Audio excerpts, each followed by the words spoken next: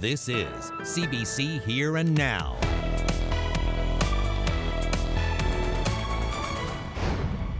Major boost for Marystown. Kiewit gets a key contract for offshore. Chase the Ace fatigue.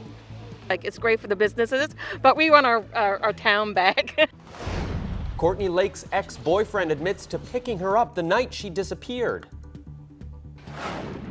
A couple of pretty solid days in the mix. That said, we will have some showers and even some thunderstorms on the menu over the next couple days. We'll talk about that with your weekend forecast coming up. Well, our top story tonight, big news for the provincial construction industry. Yes, Husky Energy confirms a major contract for the White Rose Extension project is going to the Shipyard in Marystown. Yeah, here now is Terry Roberts broke the story this afternoon, and he's with us live tonight. Terry, what details do you have about this contract? Yeah, Peter, well, it's been rumored for a long time, and now we know it's official.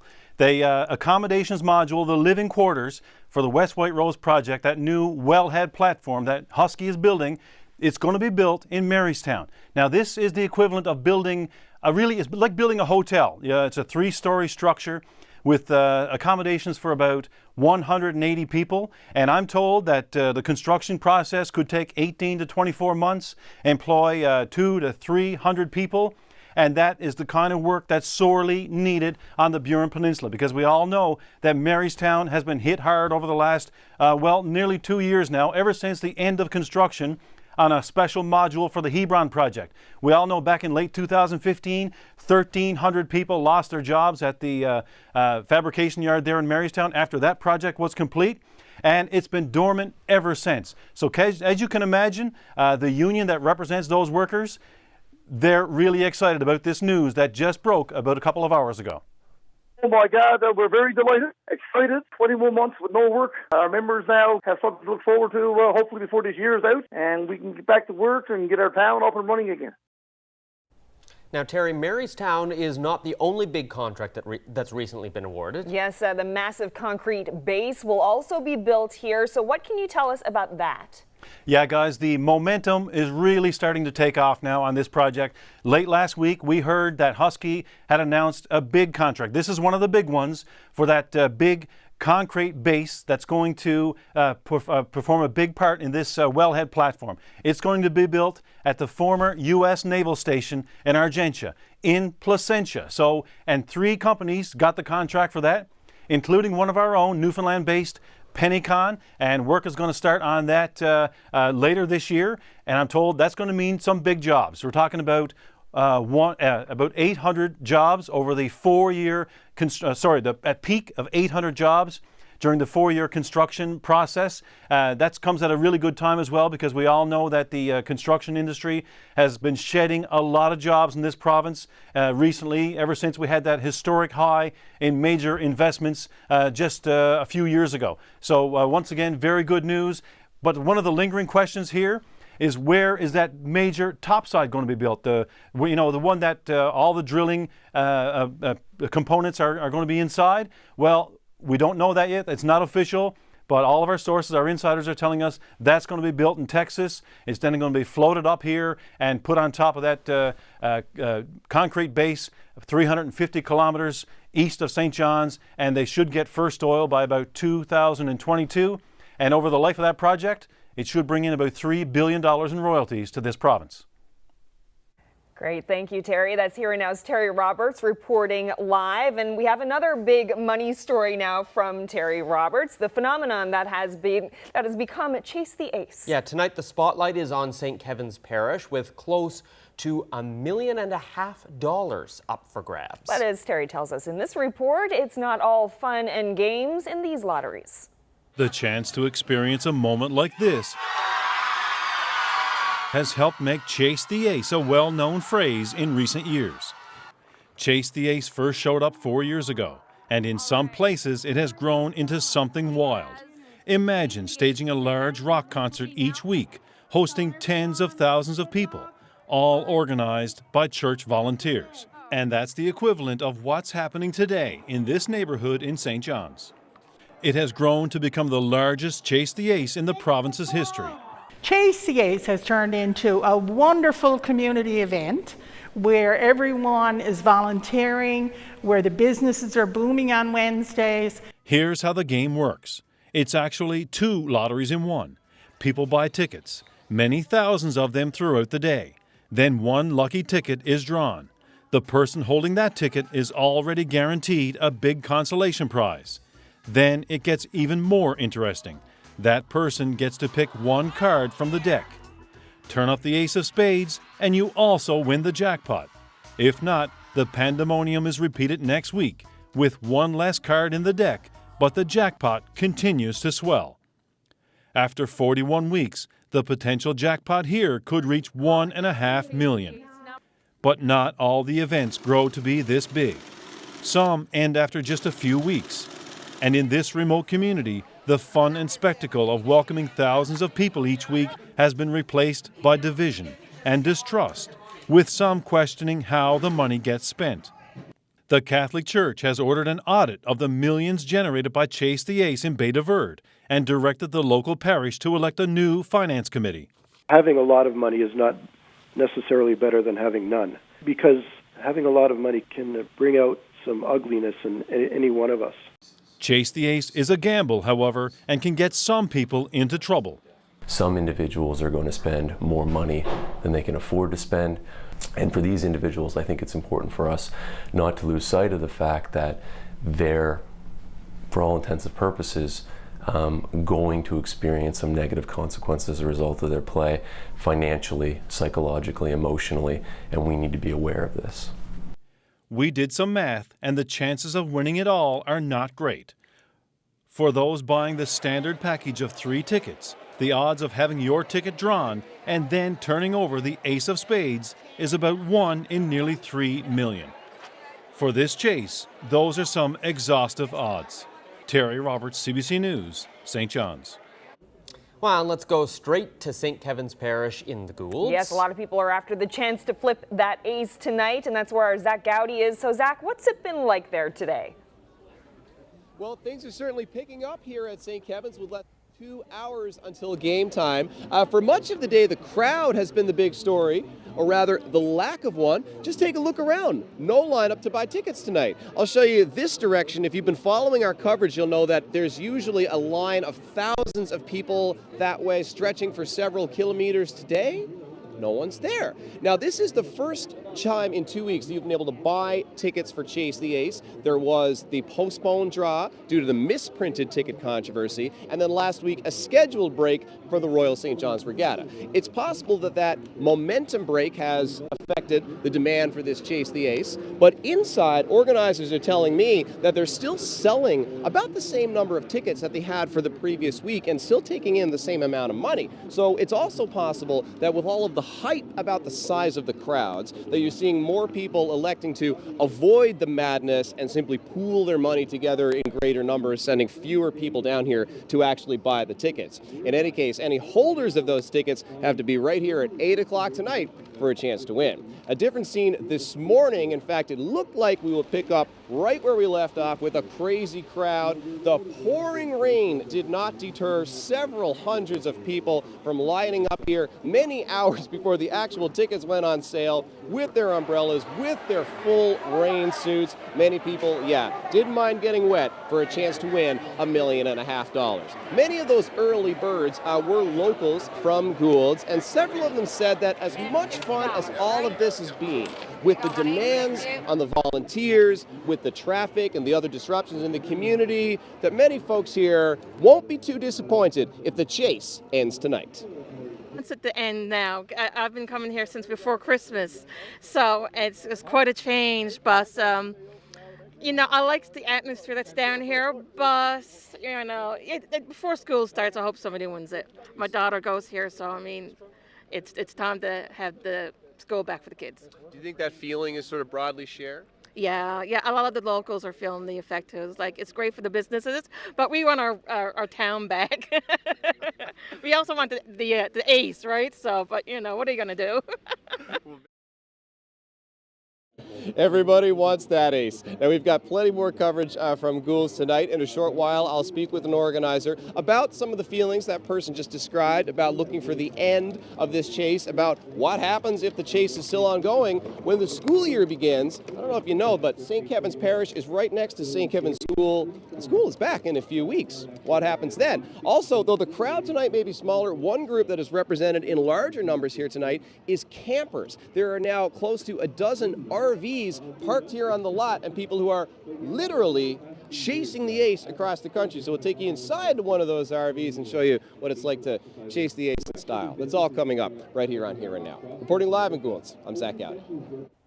Now to news from the courts. The former boyfriend of Courtney Lake has admitted he picked her up in his truck on the evening she went missing just over 2 months ago. Here and Now's Glenn Payette has the story. This morning in provincial court in St. John's, Philip Smith admitted he called Courtney Lake twice on the evening of June 7th and admitted to picking her up in his black GMC Sierra truck later that evening on Michener Avenue in Mount Pearl. June 7th is the day Lake went missing.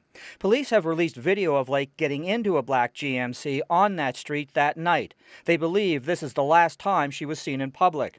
When Lake first disappeared, police treated it as a missing persons case. It's now being handled as a murder investigation. There have been a number of searches for her body by police, the Rovers, and volunteers. Today, Smith pleaded guilty to having contact with Lake while being prohibited from doing so in a probation order. He was on probation because earlier on June 7th, he had been found guilty of assaulting Lake in April and guilty of breaching an existing order to stay away from Lake and her mother. Smith had also been under a court order not to drink. Today, he also pleaded guilty to breaching that order. The police had seen Smith drinking at a restaurant and buying beer on June 27th. He was arrested shortly after and has been in custody ever since. Judge James Walsh said it's clear that Smith has a callous disregard for court orders. In a plea bargain worked out between the Crown and defense, Smith was sentenced to 90 days in prison. With credit for time served, he has 24 days left in that sentence. Meanwhile, the search for Courtney Lake's body continues. Glenn Payette, CBC News, St. John's. The provincial government is taking action to improve Route 510 on the south coast of Labrador. That's according to the mayor of Lancelot, Hedley Ryland. Earlier this summer, demonstrators slowed traffic along the Labrador-Quebec border to protest the road conditions. Now, Ryland says the province has filled some of the potholes that you see here, and it'll do much needed leveling work. But he says if the government doesn't follow through on the work, there'll be plenty more protests next construction season.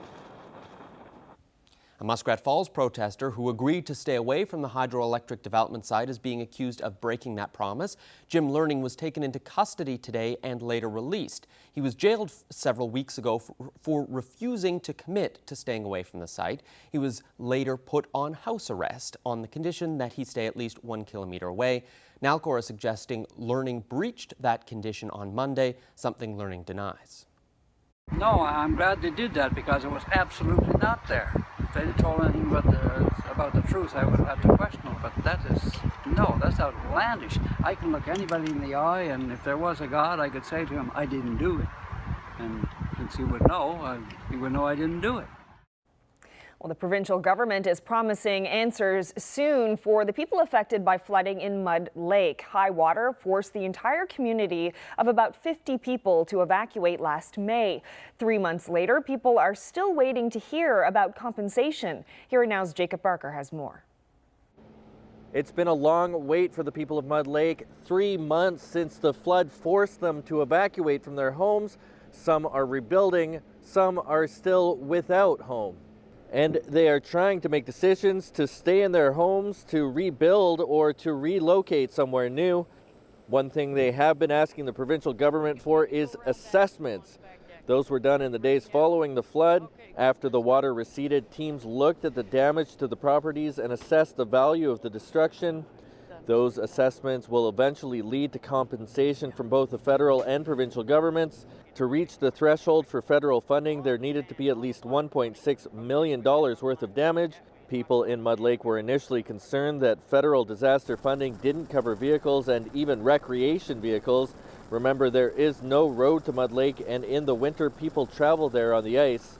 So even if damages reach the threshold, the province is considering whether to cover the entire loss so it wouldn't be subject to those federal terms. A lot of the things that was put in wouldn't be eligible under the federal program, and this is what we got, like a vehicle. We assume most vehicles would have insurance on their vehicles, so vehicles wouldn't be covered.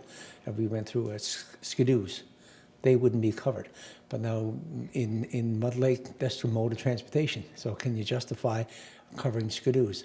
Joyce says he understands the frustrations in the community of having to wait. He says they are in the process of figuring out what gets covered. Now in the next few days, we're going to make a decision of what will be eligible and what we will approve. Joyce says there are about 40 claims in the government's hands right now. He says that if there's anybody else wanting to make a claim, that it needs to be in by August 17th. Jacob Barker, CBC News, Happy Valley Goose Bay. There's another name to add to the ballot for the mayor's race in St. John's. Renee Sharp is a welder and fitness instructor, and she says that she's going to be running for the city's top job. Now, Danny Breen was the first candidate to put his name forward. The city councillor announced earlier this year that he's running, and with former Mayor Andy Wells now in the race, he says he's not changing his approach. That's not my style. I'm not going to be getting into that. I deal with the issues, and the issues are important. The issues to the city are important, and this election deserves to have full attention to the issues. Labrador City is pushing to delay September's municipal election. The community has asked government to put the vote on hold until Labrador City and Wabush decide whether they'll amalgamate. A report is being done on that idea, and the final decision may be put to residents in a vote. Government hasn't decided whether to grant the delay.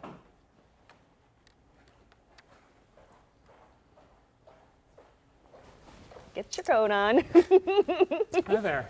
Hello. Nice of you to show up. I probably should have been in place a couple seconds before that, but wanted to be part of this. Yes, we have a lovely story to tell you about now. Last night, if you were watching, we introduced you to Brittany Wolfrey. She's competing at the World Dwarf Games in Guelph. Yeah, she spoke about having to practice her swimming in a pond in Rigolet because they don't have a pool. Yeah, a little on the chilly side. Well, tonight we're happy to report she won her swimming race. Yes, Brittany's mom says she placed first in her event, which was swimming with flotation for 9 and 10-year-olds. Yeah, she also did well in badminton doubles with her partner Nicholas Quinn from St. John's. They placed fourth. And right now, she's playing in the gold medal floor hockey match with Canada taking on the U.S. Just fantastic. Yeah, so good luck there. Yeah. Absolutely. Great to see her doing so well in so many different sports there. Absolutely. Yeah. Well, up next, a look at how this man who's in the business of potting plants is preparing to plant pot. And later, he has studied roundabouts for a long time and knows the good and the bad. An expert in those sometimes confusing circular intersections tells us why they're safer than streetlights.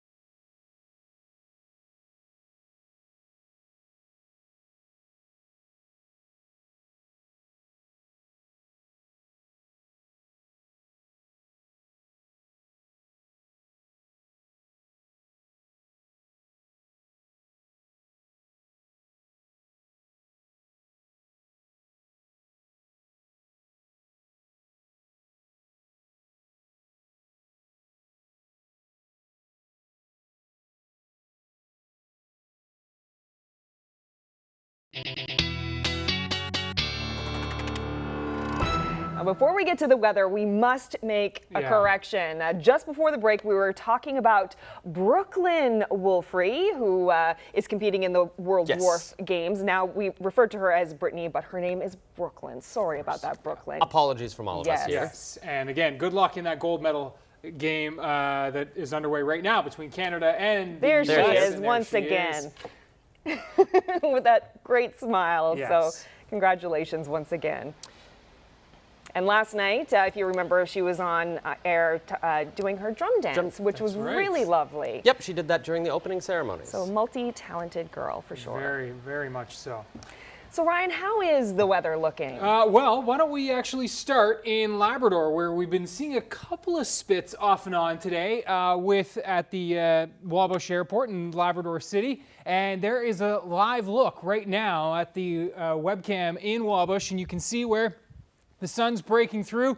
By the way, hometown of our switcher director, Rod Dobbin, who is running the show here every night, our pilot. And so we have to make sure we represent there. Great shot there. And you can see where the cloud deck has been coming and going. And I'll show you the satellite and radar in a second that'll show you that nicely. Just 17 in Labrador City right now. It's been pretty much warmer for Happy Valley Goose Bay right through the day, 22 degrees. A little bit cooler along that coast of Labrador today, 22. Gander, Badger, and St. John's at 21 degrees right now. Our morning low, and it was wet, especially for those poor old Chase the Ace goers. They were a hardy bunch, though. They stood out in that rain, but it has cleared out quite nicely today. Our next system has been pushing into Labrador City and Wabush, as I mentioned, with that cloud, couple of spits here and there, and that risk does continue over the next couple of hours. As we look at the GOES 16 visible satellite, which shows this in high detail, you can see where we've been seeing certainly some breaks in the cloud cover there, but a few spotty showers are still possible. It's been just a beautiful day for most of the rest of Labrador today, and across the island, again, those clouds have been clearing out of the east. You can see where we had a bit of cumulus clouds popping up over the interior of the island with this high-resolution satellite. We can see that nicely, but overall, it has been pretty quiet after that rain cleared out of the east. So, how do things play out over the next little bit? Well, that shower risk for Labrador City in the west will stretch into Churchill Falls. I think it sails north of Happy Valley Goose Bay for tomorrow morning. Certainly a risk of some showers along the coast of Labrador tomorrow morning. I think Labrador City starts dry as well. The other chance of showers tomorrow morning will be for Corner Brook and up towards Grossmore, Daniels Harbor, back down towards the Port-au-Port Peninsula. That'll be the best chance as this next little trough line works its way through the region. Temperatures to start tomorrow morning. Your morning outlook, 10, 12, 13 degrees for the most part across the island. A little bit cooler along that north coast, and Lab City just at 6 degrees. As I mentioned, dry to start the day, but watch as we see some showers rolling back in throughout the day tomorrow. It's going to be an active afternoon in a couple of different spots that I'm watching. One will be Happy Valley Goose Bay and the interior parts of Labrador. Certainly shower chances for most of the north coast back towards the west, but this is where we'll have the risk of seeing some thunderstorms tomorrow, as well as central parts of the island. Good chance of seeing some showers and, yes, even a thunderstorm there. Not going to be an issue here in the east. Wall-to-wall sunshine. 24 degrees. Tomorrow will really be a terrific Thursday, perfect summer day. That'll be the story across the Burin, Clarenville, Bonavista, and across the Avalon. I think the thunderstorm risk maybe extends as far as Terra Nova, but more so Gander, Twillingate, Grand Falls, Windsor, and back down into the interior through Buckins. It's a morning shower risk, Bayvert, Humber Valley, Corner Brook, Stephenville, and then again that will move eastward as we roll into the afternoon. Slight risk through Port aux Basques, mid to late morning as well.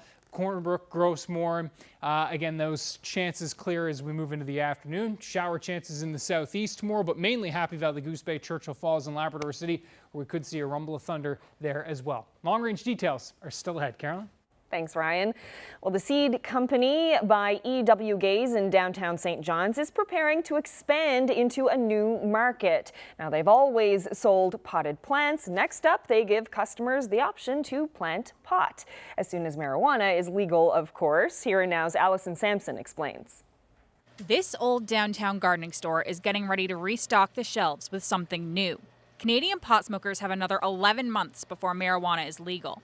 But the seed company is already sparking up their product marketing. The cannabis packaging prototype for the seed company has arrived. We're going to sell them just like any other seeds you see behind me. Well, I think there's going to be some rules, like you have to be 19 or older, so we might have to put them in a special cabinet behind the cash. But apart from that, it's just going to be like a turnip. They're already selling hydroponic setups, have a mailing list, and plan to offer workshops for people interested in growing pot. Things like regulation and pricing are still up in the air. So how much will it cost to grow your own? They've seen prices as high as $50 for cannabis seeds, but they're hoping to keep costs down. We want to keep it pretty affordable for people, especially with we want to sell medical strains as well that don't get you high, I guess. The store is in talks with the government to find out where it is they can legally source the seeds, but otherwise they're ready. Cannabis seeds, as well as all other products, will be illegal as of July 1st, 2018. Allison Sampson, CBC News, St. John's. Well, get them while they're hot. This is the final frenzy for tonight's Chase the Ace. But can all of this really go on for a possible 10 more weeks? 10? We'll ask the question after the break.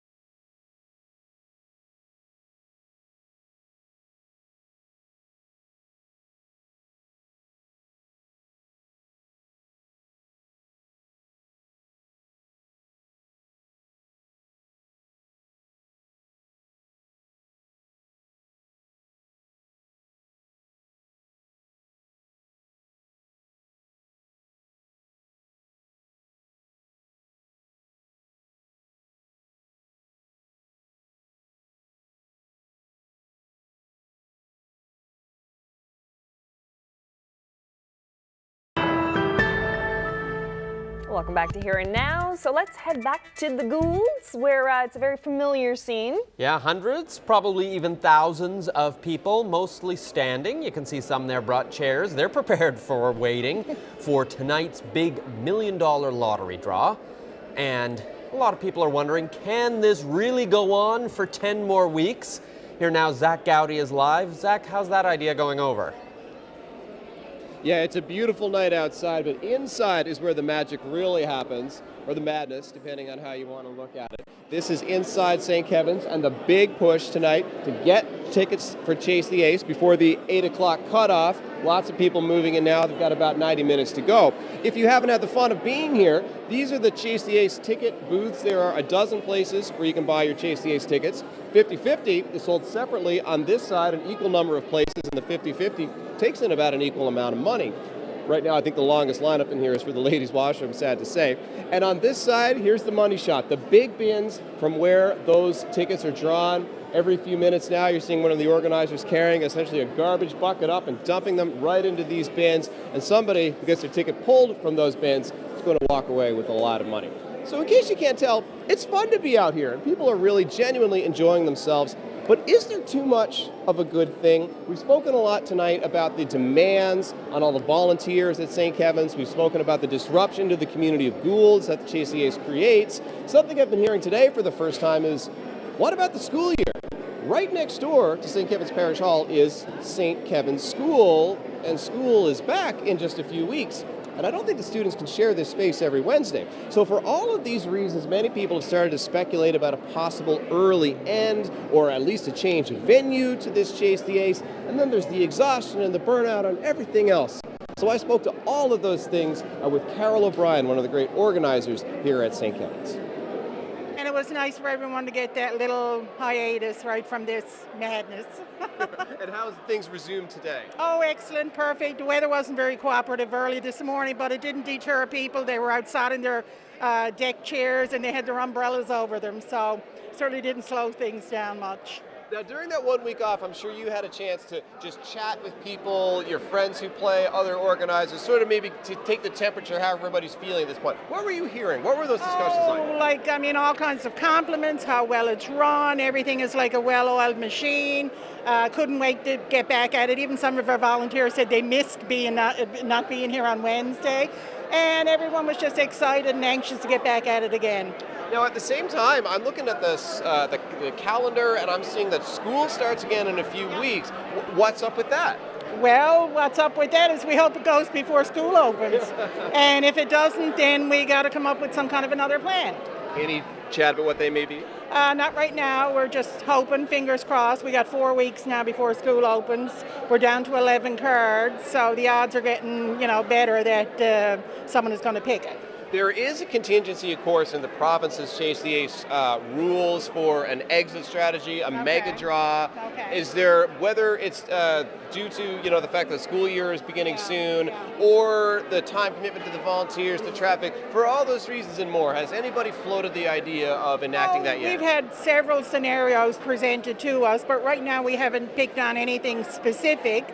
But, they're all in the back of our minds, and we're looking around maybe for a different location, maybe a different night, but who knows? Like I said, we're that's in the future, and we're hoping that all this is going to just naturally play out and go before school opens.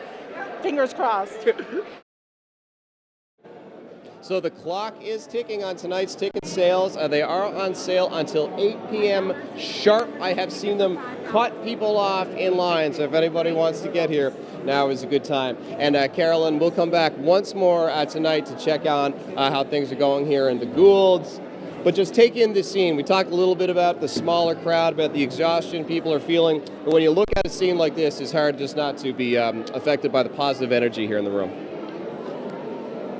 Well, there's no way around it. Drivers in St. John's will have to get used to a new reality, more roundabouts. Over the coming years, roundabouts will replace streetlights at 3 major intersections on Prince Philip Drive, and chances are they won't be the last. Now, roundabouts are Keith Body's specialty. He's with the Transportation Association of Canada, and he joins me from a roundabout in Halifax. Thanks for joining us.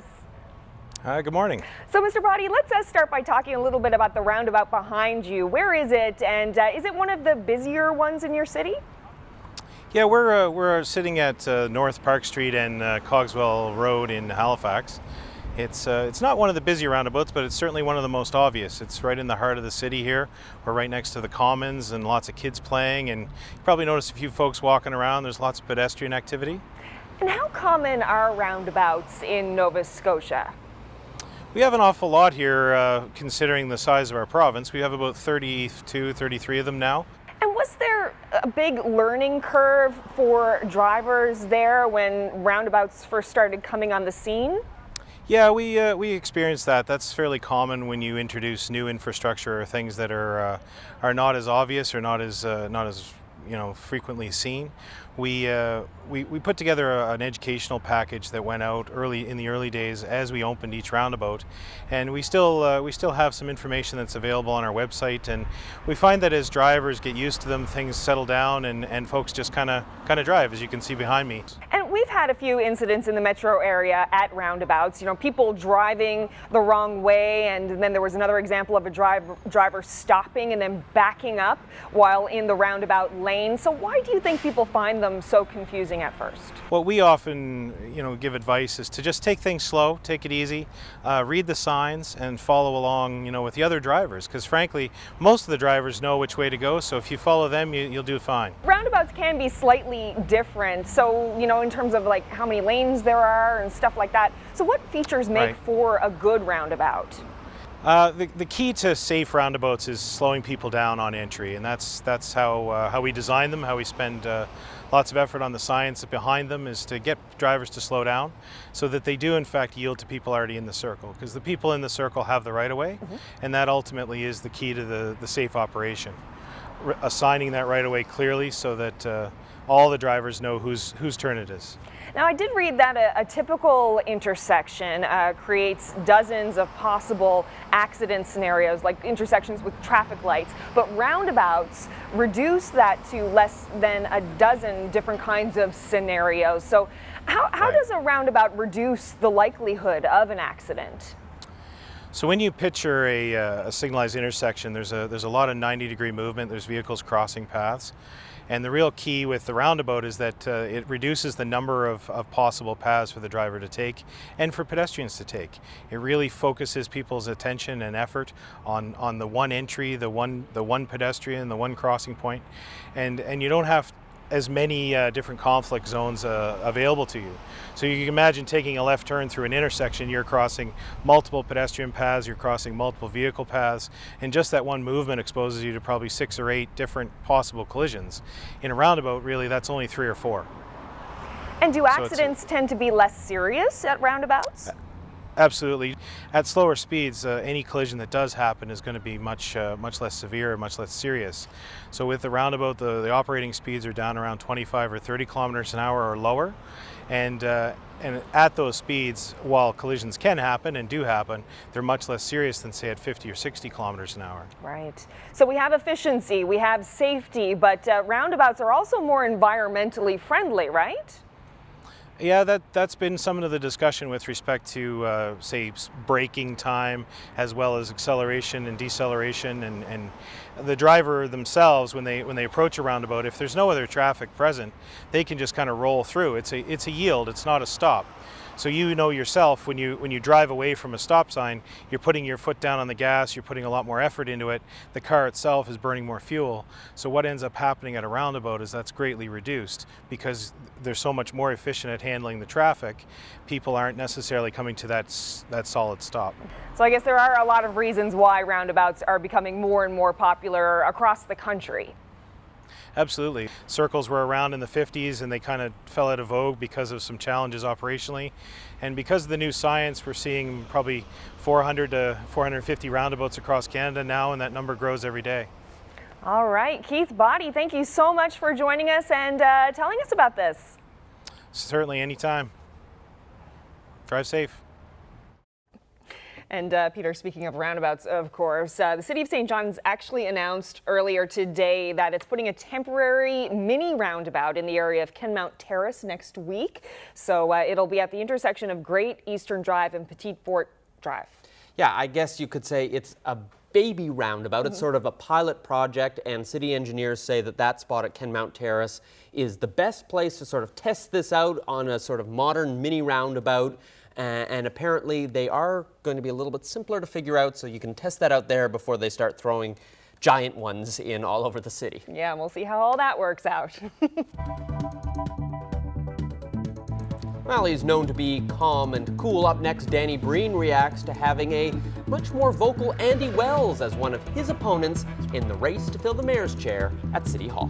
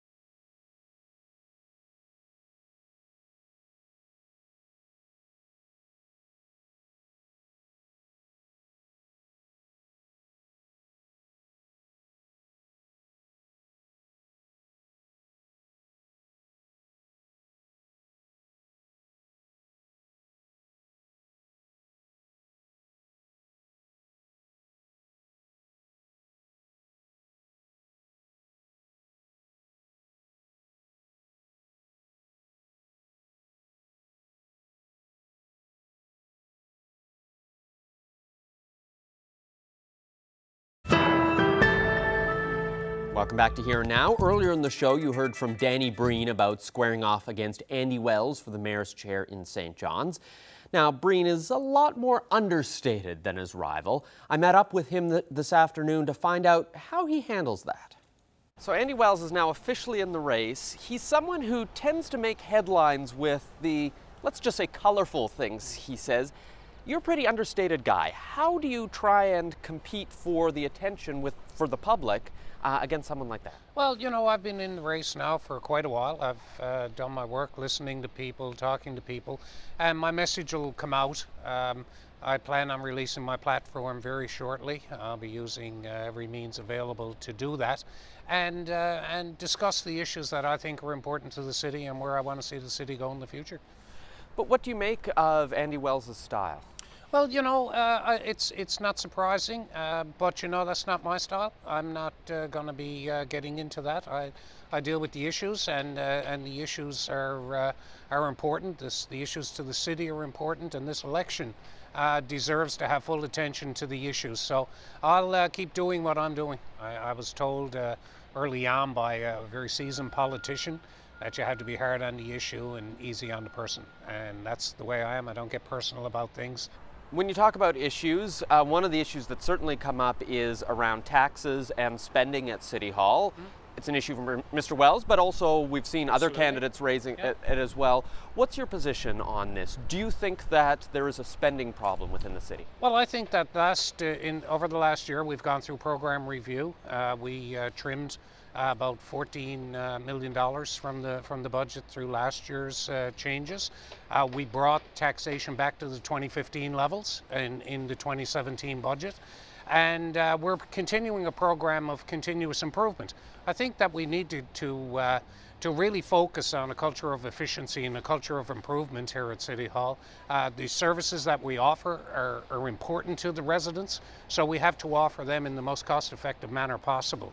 And that's what we're focused on. We have a fairly new management team in place, and they're also focused on the efficiency of delivering those services. We've also made some significant changes towards that, moving from a defined benefit to a defined contribution pension plan, which will eventually take about $50 million worth of debt off the books. So we're focused on the financial performance, but there's other important issues to the city as well. We need a new focus on governance. We need to make some changes in how we operate, and we also need to look at our sustainability, our environmental protection, how we deal with climate change and the important issues that we have coming. So it's multifaceted, but I'm certainly out talking to people and getting good feedback. We're still waiting to hear from Dennis O'Keefe to see whether or not he's going to run again. Are you worried that if he runs that you'll be splitting the anybody but Andy vote? Well, you know, when I started this back in April, I came out early because I wanted people to know that I wanted to be the Mayor of St. John's, that I have a vision, I have a plan for us to move forward. I don't want to get dragged into the past. I want to move forward into the future. And you know, whoever runs, I'll certainly take it on and continue my campaign. And from the feedback I've received, going door to door and through various conversations, I'm very encouraged by it. Well, thank you very much for chatting with me. Okay, thanks, Peter.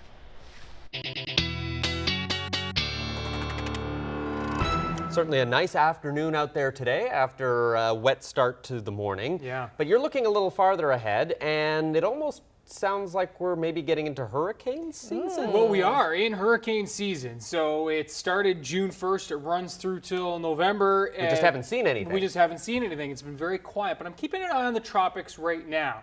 Now, you had a great question. Is it a storm right now? Yeah. No. It's before just, the break. Or before yeah, that's right. It's just off camera. It's just a cluster of storms right now that's not organized at all. There's no center of circulation. So it's nothing to be concerned about right now. But it could. But it could. Okay. And in fact, forecast models over the next couple of days, when they bring it north of the Caribbean, and you can see all those different lines or different forecast model plots, when it heads through that area that I've shaded in yellow, that is where conditions are going to be a little more favorable for some development. And this thing could actually become a tropical storm or even something a little bit stronger than that, perhaps hurricane strength, as it rolls towards the southeast parts of the U.S. And then the question will be, where does it hook from there? Possibly up into our neck of the woods for next week. Not out of the question, but far from a sure thing right now. But something I'm certainly keeping an eye on and will continue to do so over the next couple of days. Closer to home right now, this is the low that's been rolling into Labrador City through the day today with clouds, generally a couple of spits here and there. That'll continue as we roll through this evening. The island, it's been clear out time, but as we roll into tomorrow, this trough line is going to be rolling through the region. So that will spark up showers, as I mentioned, western Newfoundland in the morning, central Newfoundland into the afternoon, where we'll run the risk of a thunderstorm as well. Labrador also running the risk of some thunderstorms, especially Happy Valley Goose Bay back towards Labrador City. Not ruling it out along the coast. And again, slighter chances, but certainly the chances there for central parts of Newfoundland. Great day in southeastern parts of Newfoundland tomorrow, including St. John's. We are looking at Friday, a mix of sun and cloud.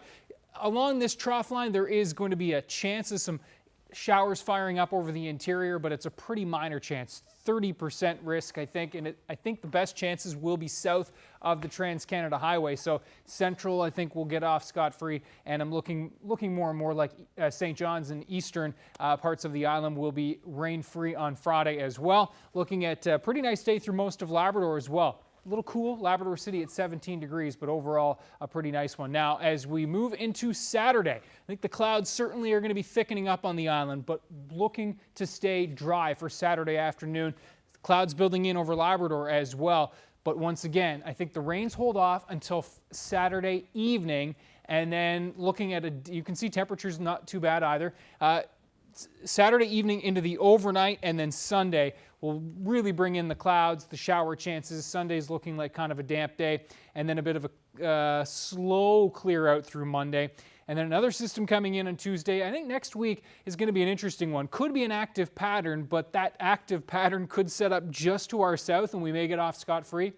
So it's a bit of a one to keep an eye on Tuesday, Wednesday, Thursday of next week. So there's your 7-day trend on the island. And in Labrador, again, watch for those showers building in on Sunday. Well, it's time now to introduce you to our young athlete of the day. 11-year-old Avery McDonald is from St. John's, and she's been dancing since the age of 3. Yes, Avery recently competed in her second dance competition, and her team took home all gold medals. She also plays soccer and baseball. Awesome work, Avery. You're today's young athlete of the day.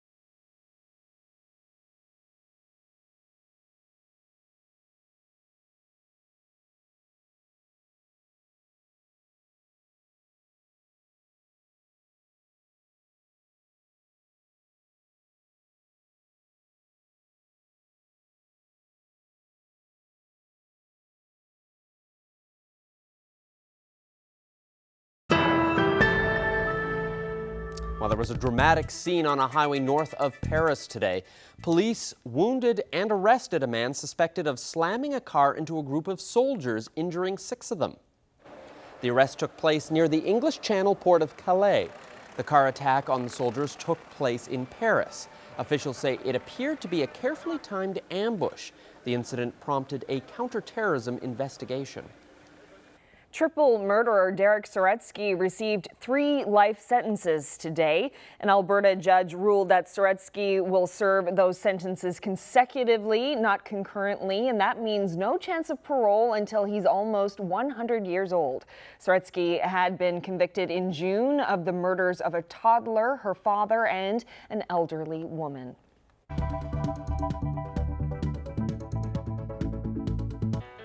Well, a couple out for a boat ride in Louisiana got a glimpse of one of nature's gems when they spotted this. Yep, that's a pink dolphin. Oh my! Pinky is a bit of a local legend. That is amazing! Experts say Pinky's unique color is from albinism. Not from eating So, like, flamingos. It's or bubblegum or something. That is just so, as if dolphins weren't already amazing enough. Now they come in pink. Collect the whole set.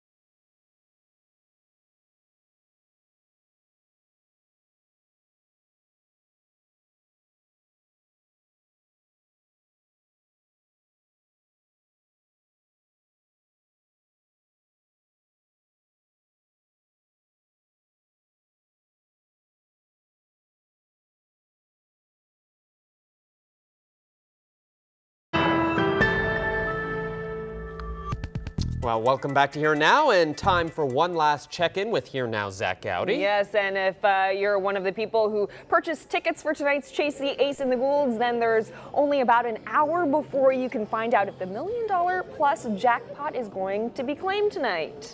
And let's bring in Zach. So how anxious are people leading up to the draw, Zach?